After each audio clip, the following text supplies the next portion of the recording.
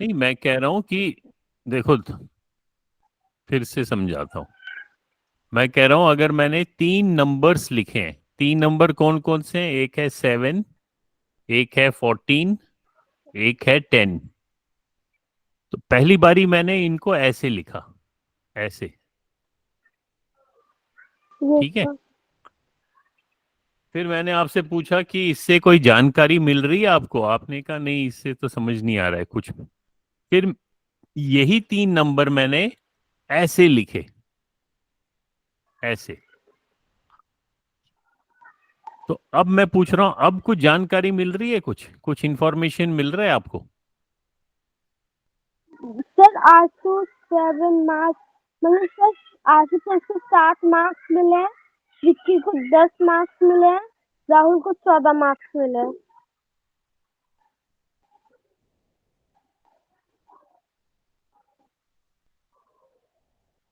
यानी कि अगर मैंने इसको ऐसे लिखा, पहले मैं कैसे लिखा था? पहले मैंने सिर्फ ऐसे लिखा था। पहले मैंने सिर्फ ये तीन नंबर लिखे थे, 7, 14 और 10। तो कोई जानकारी नहीं मिली थी, इंफॉर्मेशन इनकम्प्लीट थी। कुछ समझ नहीं आ रहा था ये किस किस चीज के बारे में इन नंबर्स हैं। लेकिन जब मैंने ऐसे लिखा, तो तब आपने एकदम बताया कि आशु के 7 मार्क्स हैं, विक्की के 10 मार्क्स हैं, राहुल के 14 मार्क्स हैं। तो इसका मतलब है जब मैंने ये तीन नंबर 7, 10 और 14 ऐसे टेबल के शक्ल में लिखे और इस तरीके से लिखा, तो आपको एकदम इंफॉर्मेशन मिली। सो ये जो सेकंड केस है, ये अगर फर्स्ट केस है, ये इसको हम ए माने और ये बी माने। जब मैंने बी की शक्ल में नंबर्स को लिखा, इन्हीं तीन नंबर्स को, तो इन तीन नंबर्स को हम बोलेंगे डेटा। तो यहां पे जो एक एग्जाम्पल ए में जब ये तीन नंबर्स थे, इसको हम डेटा नहीं बोल सकते। इन नंबर्स को हम डेटा नहीं बोल सकते। क्यों नहीं बोल सकते? क्योंकि ये हमारे को इंफॉर्मेशन नहीं दे रहे हैं। लेकिन ऐसे जब हमने बी के तरीके से लिखा, तब हम इसको डेटा बोल सकते हैं। क्यों? तो इससे हमें क्या पता चला, जो हमने पहले लिखा, डेटा क्या होता है? Set of set of numbers number which give which some give some information. Information. तो उन नंबर्स से आपको कुछ इंफॉर्मेशन अगर मिलेगी, तो उस नंबर्स को हम इकट्ठे, उस पूरे ग्रुप को हम डेटा बोलेंगे। अब समझ में आ रहा है? Yes sir. हाँ, so this should be very clear कि नंबर, एक एक तो है सेट ऑफ नंबर्स और दूसरा है डेटा। इसमें फर्क क्या है? फर्क ये है कि डेटा से आपको कुछ इंफॉर्मेशन मिलनी चाहिए, और अगर इंफॉर्मेशन नहीं मिल रही है, तब तो सिर्फ सेट ऑफ नंबर्स ही है वो। ओके, ये यस क्लियर है सर। ना? हाँ, so this is very important कि नंबर्स नंबर्स और डेटा में फर्क क्या है, आपस में डिफरेंस क्या है। सर जो इन जिससे इंफॉर्मेशन मिले वो डाटा है, नहीं तो वो नंबर है। एग्जैक्टली, बिल्कुल ठीक है। ये तो पहली बात है। दूसरी बात है, जब हम डेटा, अब हम डेटा की बात करें, मतलब ऐसे नंबर्स जिनसे हमारे को कुछ इंफॉर्मेशन मिलेगी, जब उनको हम उन उस डेटा के साथ कुछ काम करते हैं, तो उसको बोलते हैं डेटा हैंडलिंग। हैंडल करना, उसको इस्तेमाल करना, तो उसको हम बोलेंगे डेटा हैंडलिंग। तो ये चैप्टर का नाम है या टॉपिक का नाम है, या सिर्फ डेटा भी अगर बोलेंगे वो भी चैप्टर का या टॉपिक का नाम हो सकता है। अब हम देखते हैं डेटा में तीन, डेटा को कैसे हैंडल करते हैं। How do we handle? अगर मैं लिखूं, पहले तो था व्हाट इज डेटा, वो तो आपको समझ आया। फिर मैं बोलूंगा उसका हाउ, कि उस डेटा को हैंडल कैसे करते हैं। How how to handle data, या डेटा को यूज कैसे कैसे करते हैं, हाउ टू अगर यूज भी लिखेंगे, हाउ टू यूज डेटा, तो उस चीज के लिए 3 स्टेप्स हैं। Number 1, number 2, number 3। ये भी हमने पिछली क्लास में किया था। आज तो आशुतोष नहीं आया है। सबसे पहला है, फर्स्ट स्टेप इज कलेक्ट, लिखो कॉपी में, कलेक्ट एंड रिकॉर्ड। कि डेटा को क्या करना है, कलेक्ट करना है, इकट्ठे करना है, और उसको कहीं पे नोट करना है, कहीं पे रिकॉर्डिंग करना है उस डेटा की। ये तो पहला स्टेप है। दूसरा स्टेप है कि जो आपने कलेक्ट किया या रिकॉर्ड किया उसको किसी को प्रेजेंट करना है, उस डेटा को किसी दूसरे आदमी को दिखाना है। So second step is present. Present क्या करना है, इसी डेटा को।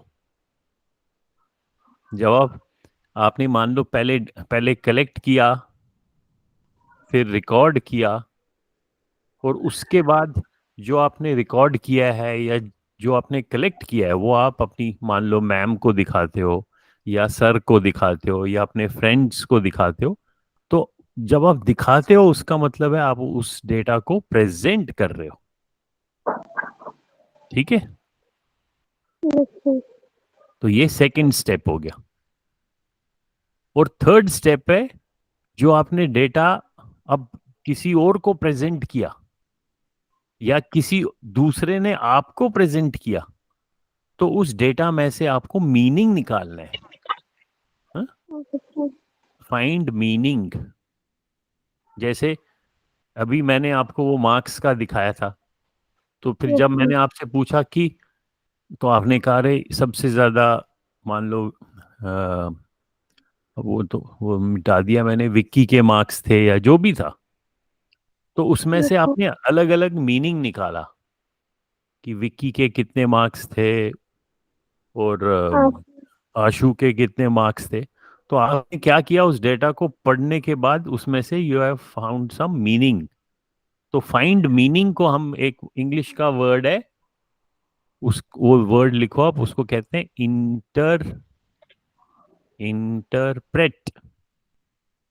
ये लिखो कॉपी में, इंटरप्रेट करना।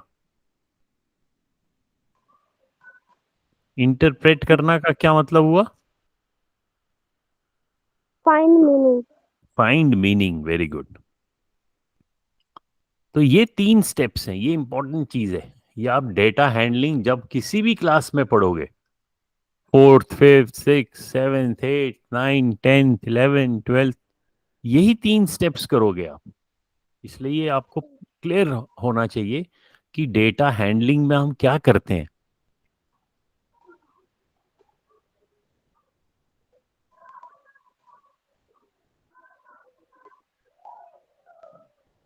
पहला है, हम वो जब प्रेजेंट करते हैं, तो जिसको हम दिखाते हैं, जिसको प्रेजेंट करते हैं, वो उसको, उस डेटा को इंटरप्रेट करता है। Yes, sir. ठीक है, these are 3 steps. Steps how we use data. और अगर कोई बोलेगा डेटा हैंडलिंग क्या हुआ, डेटा हैंडलिंग के ये 3 स्टेप्स हैं, 1, 2 एंड 3। लिख लिया? Sir, वो ये सब हो गया। हाँ? ये सब लिख लिया। हाँ। तो इसमें कोई कंफ्यूजन नहीं होना चाहिए, ये इंपॉर्टेंट चीज है और बड़ा इजी भी है। Collect and record, present and interpret. अब हम इन तीनों को देखते हैं। पहला है कलेक्ट एंड रिकॉर्ड।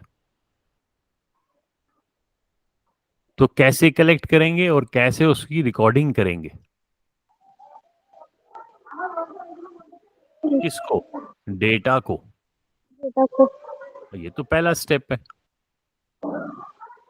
तो आप अच्छा। कैसे कैसे कलेक्ट करोगे, आप एक्चुअली जहां से आपको नंबर्स कलेक्ट करने हैं, जहां से डेटा कलेक्ट करना है, आप वहां पे जाओगे और उसको रिकॉर्ड करोगे, कॉपी में लिखोगे। अब मैं एक एग्जाम्पल दिखाता हूँ, इसका सपोज एग्जाम्पल है। ठीक है, एग्जाम्पल क्या है आप, चलो यही बात करते हैं। आप क्लास में, आपकी क्लास में कितने स्टूडेंट्स हैं? Sir 28। Okay, so you have total 28 students. मान लो मैंने आपको एक टास्क दिया, एक काम दिया कि आप सभी स्टूडेंट्स के पास जाओ और उनसे आप पूछो कि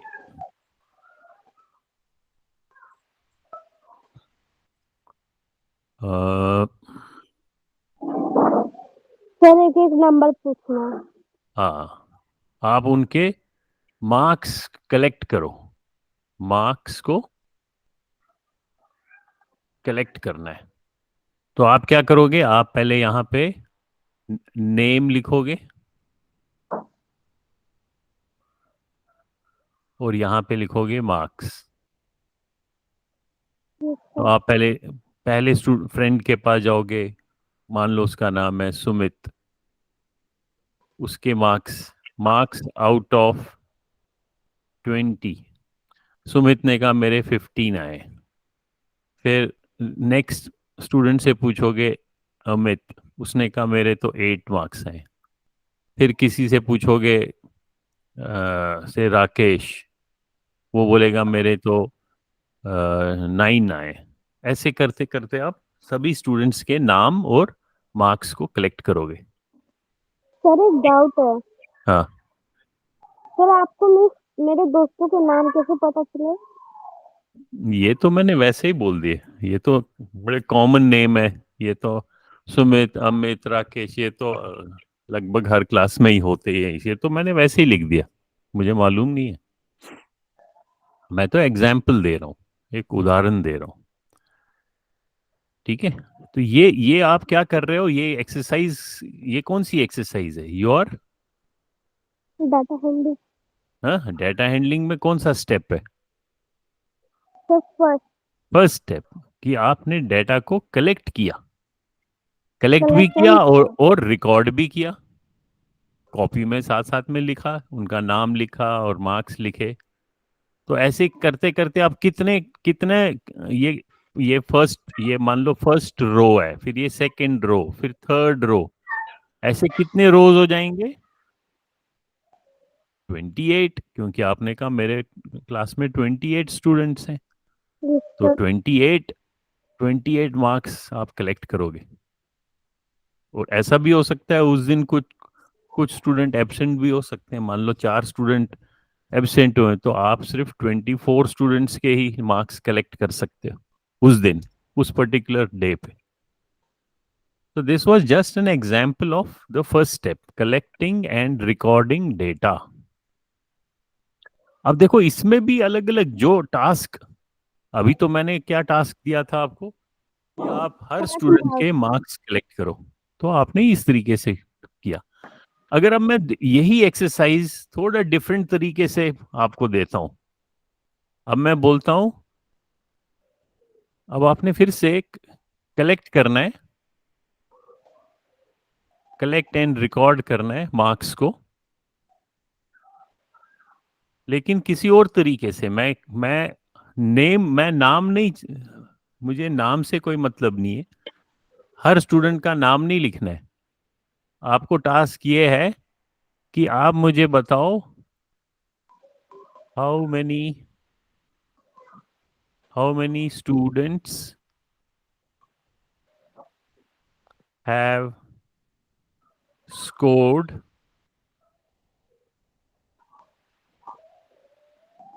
more than 10 marks and less than 10 marks, and more than, या ऐसे आपको मैं बोलता हूं मेरे को 3 कैटेगरीज बताओ, ऐसे स्टूडेंट्स जिनको लेस देन 10 मार्क्स आ गए, ऐसे स्टूडेंट्स जिनको बिटवीन 10 to 15 मार्क्स आ गए, और कितने स्टूडेंट्स हैं जिनको मोर देन जिनको बिटवीन 16 एंड 20 मार्क्स आ गए। तो मैम अब सर लेस देन 10 को सर 8 करते हैं। है सर 8 बच्चे को लेस देन 10 आए हैं। हाँ, तो अभी अभी मैं एक एग्जांपल दे रहा हूँ। अब टोटल तो 28 स्टूडेंट्स हैं। सो आप यस कैसे सर। कलेक्ट अब आप कैसे कलेक्ट करोगे? आप फिर से सभी स्टूडेंट्स के पास आप जाओगे, लेकिन अब जरूरी नहीं है आपको एक एक का नाम। मुझे नाम नहीं चाहिए, मेरे को सिर्फ चाहिए हाउ मेनी स्टूडेंट्स, कितने ऐसे स्टूडेंट्स हैं, स्टूडेंट्स के नंबर बताओ। ऐसे यस सर। मुझे नंबर बताओ जिनके 10 से कम मार्क्स आए, बिटवीन 10 to 15 आए, एंड बिटवीन यस 16 to 20 आए। तो आप क्या करोगे? आप एक ऐसे ही टेबल सर बनाओ। स्टूडेंट के पास जाके उनका मार्क्स पूछूंगा।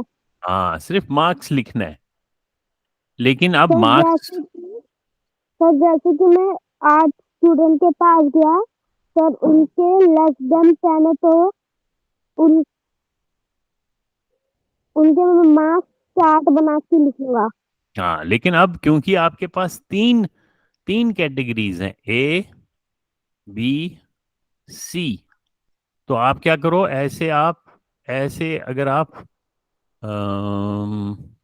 यहाँ पे हम लिखते हैं मार्क्स की कैटेगरी, कैटेगरी ऑफ मार्क्स, यानी कि एक कैटेगरी है ए जो है लेस देन 10, दूसरी है बी जो है बिटवीन 10 and 15, और तीसरी है C which is between 16 marks and 20 marks. तो अब आपने, जैसे इस केस में, पहले केस में, इस केस में आपने क्या लिखा था? इस केस में तो आपने नेम लिखा था, क्योंकि सारे सारे स्टूडेंट्स के नेम चाहिए थे हमारे को, किस स्टूडेंट के कितने मार्क्स हैं। तो आपने इस तरीके से कलेक्ट किया, इस तरीके से कलेक्ट एंड रिकॉर्ड किया। लेकिन जो दूसरा एग्जाम्पल था, इसमें हमारे को नेम नहीं चाहिए। ओहो, ये मिटा ही दिया मैंने, ठहरो इसको। इसमें हमारे को नेम नहीं चाहिए, हमारे को सिर्फ चाहिए कि कितने के 10 मार्क्स से कम आए। तो वो हमने ए बना दिया, किसके 10 से 15 आए उसको हमने बी बना दिया, कितने 16 से 20 आए उसको हमने सी बनाया। तो हमने ये इस टाइप का एक टेबल बनाया। लेकिन चार्ट भी कर सकते हैं। हाँ, पहले तो टेबल को ही देखते हैं हम। अब टेबल तो बना लिया आपने, लेकिन इस टेबल को अब आप कलेक्ट कैसे करोगे? तब भी आपको हर स्टूडेंट के पास जाना पड़ेगा, यस सर। तभी तो कलेक्ट कर सकते हो ना। अब जैसे आपने अपने फर्स्ट फ्रेंड के पास गए, आपने उससे पूछा आपके कितने मार्क्स आए, उसने कहा 12। तो आप क्या करोगे? 12 मार्क्स तो कौन सी कैटेगरी में? Sir B. डी बी, तो आप बी के सामने एक लाइन, वन। एक एक लाइन ऐसे लिखोगे, ये बस एक ही लाइन, उसका नाम नहीं चाहिए हमारे को। फिर दूसरे स्टूडेंट के पास जाओगे। हाँ, बताओ। सर 4 लाइन के बाद एक 5वें लाइन में सर तो 4 लाइन को क्रॉस कर देते हैं ना। हाँ, तो ये फिर दूसरे के पास गए, उसने कहा मेरे 16 आए, तो यहाँ पे लगाया। तीसरे ने कहा मेरे 9, तो यहाँ पे। फोर्थ स्टूडेंट ने कहा 12, 13, 18, 26, ऐसे करते करते आपने फिर, अभी अभी तो सिर्फ आपके पास 28 स्टूडेंट्स थे, तो आप ऐसे करके लाइन लगा सकते हो। लेकिन मान लो कभी आपको डेटा कलेक्ट करना हो, जिसमें पूरे, अगर आपको टास्क दिया है कि आप, आपके स्कूल में 600 स्टूडेंट हैं, सभी 600 स्टूडेंट्स को आप मार्क्स कलेक्ट करो। ये तीन कैटेगरीज हैं, less than 10, between 10 to 15, between 6 to 20। तो आपको यहाँ लाइन, कितनी लाइंस खींचनी पड़ेगी? 600, कुछ यहाँ पे आएंगी, कुछ यहाँ पे आएंगी। जब आपने 600 कर लिया, ऐसे कईयों के यहाँ पे होंगे, कईयों के यहाँ पे होंगे, कईयों के यहाँ ठीक पे होंगे, तो 600 ऐसे मार्क्स, ऐसे लाइंस लगेंगी।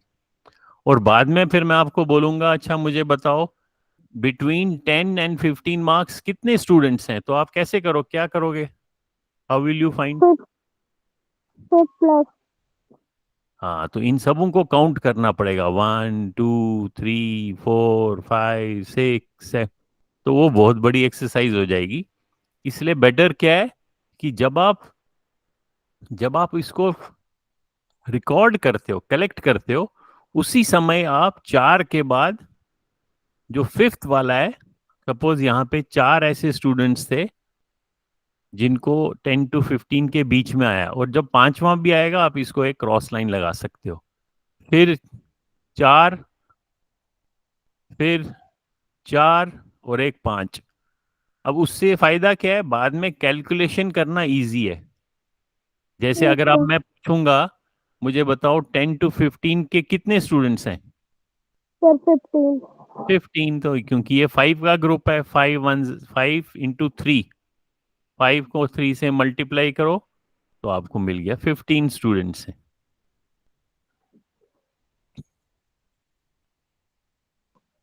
तो इसी तरीके से अब जैसे ये थर्ड ग्रुप है, सपोज इसमें ऐसे लास्ट में रिकॉर्ड हुआ, अब कितने स्टूडेंट्स हैं? सर 13। हाँ, 5 2 10 +3 13। तो इसीलिए हम इसको 4 लाइंस के बाद फिफ्थ लाइन को क्रॉस करते हैं, जो कि एक 5 का ग्रुप बन जाए और बाद में कैलकुलेशन करने में इजी हो जाएगा। सो ये जो लाइंस हैं, ऐसे ऐसे जो हम रिकॉर्ड करते हैं, इनको क्या बोलते हैं? Sir data handling. हाँ? नहीं नहीं, डाटा सर हैंडलिंग तो हैंडलिंग। डाटा हैंडलिंग तो पूरा टॉपिक हुआ। इन लाइंस को, ये जो ऐसे ऐसे ऐसे 4 लाइंस के बाद फिफ्थ को ऐसे, इस लाइन, इनको क्या कहते हैं? अपने बुक में पढ़ा होगा, क्लास में भी पढ़ा होगा। सर पढ़ा तो याद नहीं आ रहा। हाँ, ये तो याद रखना है। इनको कहते हैं टैली मार्क्स। टैली किस है। सर जिसमें ड्राइंग बनाते हैं उसे कहते हैं पिक्टोग्राफ, और जिसको लाइन बनाते हैं उसे कहते हैं टेलीमार्क। हाँ, तो ये टैली मार्क्स जो है, ये ऐसे इन लाइंस को कहते हैं, जो आप ये लाइंस।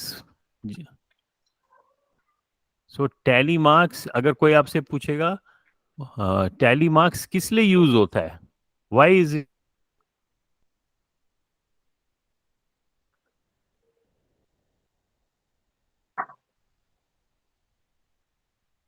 Sir it? सर आपकी आधी बात समझ में नहीं आई। मैं कह रहा हूं, अगर कोई आपसे पूछेगा कि टैली मार्क्स किस लिए यूज होता है, tally marks is used for what? Tally marks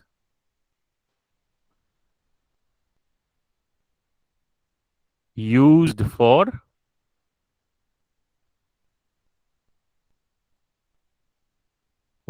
collecting and recording data। देखो।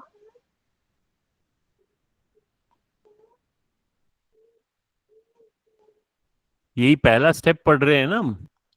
Yes sir. हाँ, तो पहले स्टेप कलेक्टिंग एंड रिकॉर्डिंग के लिए हम टैली मार्क्स को यूज करते हैं। तो अगर हम आज इतना ही पढ़ें, जो हमने 3 स्टेप्स किए, पहला स्टेप है collecting recording, collecting and recording data. Collecting and recording data. तो इस चीज में हम किस चीज को यूज करते हैं? टेलीमार्क। Tally marks. और टैली मार्क्स भी करते हैं, और हम उन टैली मार्क्स को टेबल के अंदर लिखते हैं। हम टेबल भी लिख सकते हैं। ये तो Yes, आज sir. हमने देखा। फिर नेक्स्ट क्लास में हम देखेंगे जो सेकंड टॉपिक है विच इज प्रेजेंट डेटा। तो प्रेजेंट करने के लिए हम किस चीज को यूज करते हैं, जैसे यहाँ पे टैली मार्क्स यूज किया था। प्रेजेंट करने के लिए हम देखेंगे, हम एक तो टेबल को यूज करते हैं, चार्ट्स को यूज करते हैं। चार्ट्स को हम ग्राफ भी बोलते हैं, चार्ट या ग्राफ बोलो, ठीक है। हम्म। तो ग्राफ कॉपी भी आती है। हाँ, ग्राफ कॉपी भी आती है, वो भी हम सीखेंगे। तो ये हम नेक्स्ट क्लास में देखेंगे, ये वाला प्रेजेंट, कि हम प्रेजेंट कैसे करते हैं, ठीक है। Yes, sir. हाँ, तो आज इतना ही है क्लास में। और अगर आप चाहो तो आप इस वीडियो को या जो पिछली वीडियो है उसको आप गूगल क्लासरूम में जाके फिर से देख सकते हो। Okay, sir. चलो फिर, और Bye, sir. इनको भी देख लेना। अम, ये 501 हमने किया था पिछली बारी। Okay, sir. तो इसमें जब आप इसको क्लिक करोगे तो लेवल 3 पे कुछ गेम्स हैं, वो गेम्स आप खेल सकते हो। Okay, sir. ये वाली 501 वाली, जब आप इसको क्लिक करोगे तो इसमें आपको वो, ये देखो ऐसे खुल जाएगा। तो इसमें लेवल 3 पे जाना। ये लेवल 3 दिखाई दे रहे हैं ना, Hmm.